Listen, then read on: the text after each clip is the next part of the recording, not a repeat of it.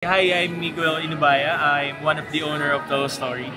Okay. Could you tell us paano nag-start ang Taho Story and what year and saan?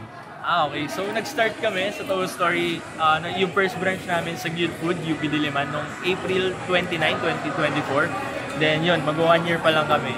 Yeah, tapos yung concept namin na-discover namin siya actually by accident lang.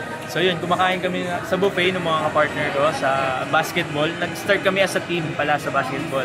So yun, bumuo kami ng company para makasali sa isang commercial league.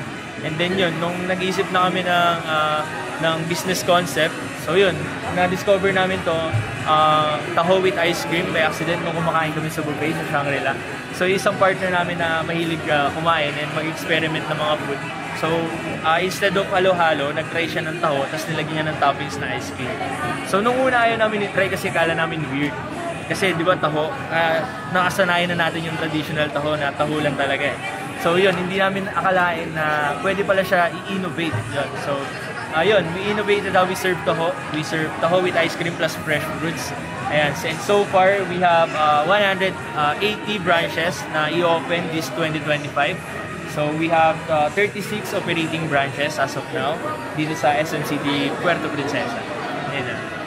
And then, bakit Palawan naman? Hindi na ayaw nyo ngayon. So ano kasi, ang Taho Story, we're into expansion since bago yung concept namin, Taho with ice cream, and gusto namin talaga siya ipatikim sa lahat ng Pilipino.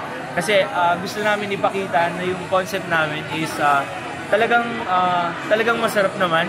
And yun nga, gusto rin namin ipakita na itong traditional taho na nakasanayan natin is kaya pa i-innovate na mas masarap pa na lasa at iba't ibang flavor. Bukod sa mga flavored syrup na na-innovate na, di ba?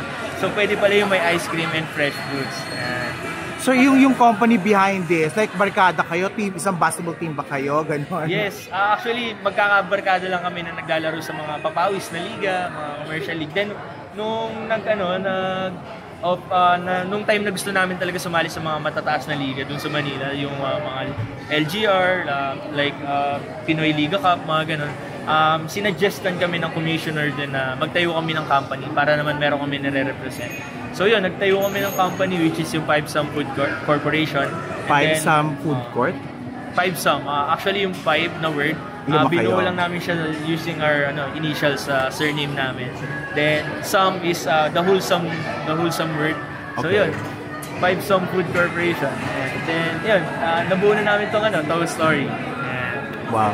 Promo na lang sa may promo tayo. Yan, so today sa lahat ng grand opening namin sa Taho Story, we have a very festive grand opening style.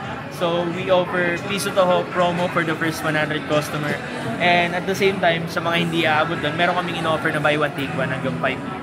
Today lang po yun? Yes, today lang yun sa grand opening. Alright. Thank you, sir. Thank you so much.